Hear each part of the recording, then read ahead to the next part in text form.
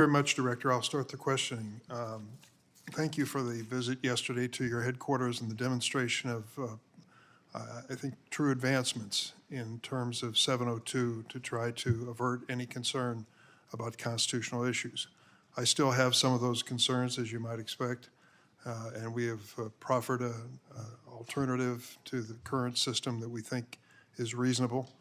It has an emergency exception in it to it, as it should, because there are issues of grave national security that can't wait even for the process to continue. And secondly, when it came to victimization, we allow consent by the victim to go forward with the collection of information in those situations, as it should be. Since the enactment of FISA Amendment Reauthorization Act of 2018, the FBI has been required to obtain a court order for U.S. person searches in a narrow subset of cases involving predicated criminal investigations unrelated to national security. Has the FBI ever obtained a court order in order to perform a U.S. person search of 702 data in this context? To the best of my knowledge, we have not, and that's partly because that's not the way we use 702. That's correct. The answer is 0. The Office of the Director of National Intelligence Annual Statistical Transparency Report for 2020 revealed that this statutory requirement has been triggered approximately 100 times. Is that true? That I can't speak to the number.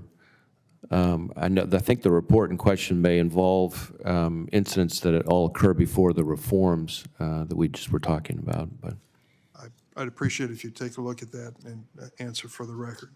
Let me take to another topic that has been discussed before this committee and voted on several different occasions, and that's CSAM, Child Sexual Abuse Materials. Recently, the National Association of Attorneys General sent a letter to Congress asking lawmakers to study the means and methods of artificial intelligence, or AI, being used to exploit children through a generation of child sexual abuse material, or CSAM. In the letter, the attorneys general described how AI can be used to create new images of children in sexual positions or otherwise overlay photos of unvictimized children on photos of abused children to create CSAM.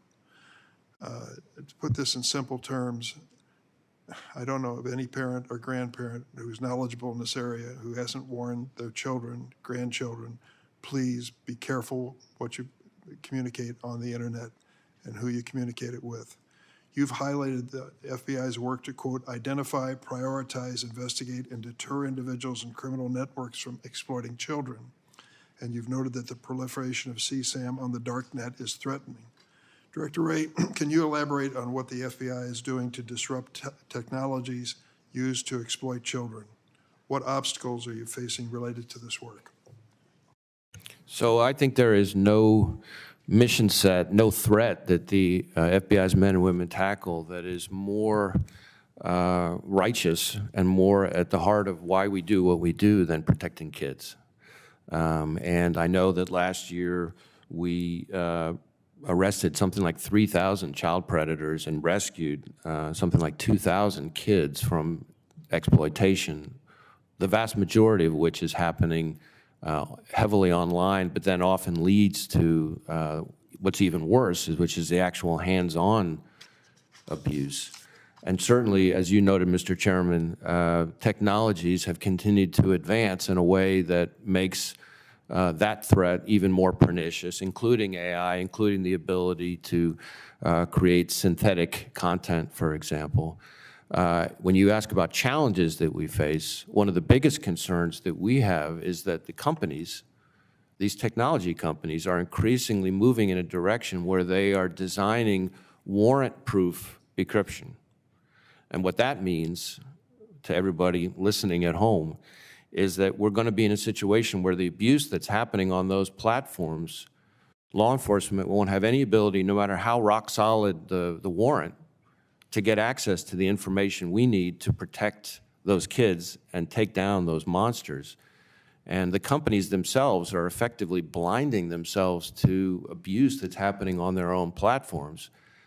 So what we really need is for the companies to work with Congress, work with the executive branch, work with law enforcement to design their encryption in a way that makes sure that they maintain the ability to respond to, rock-solid legal process, respond to warrants. So why aren't they cooperating with us?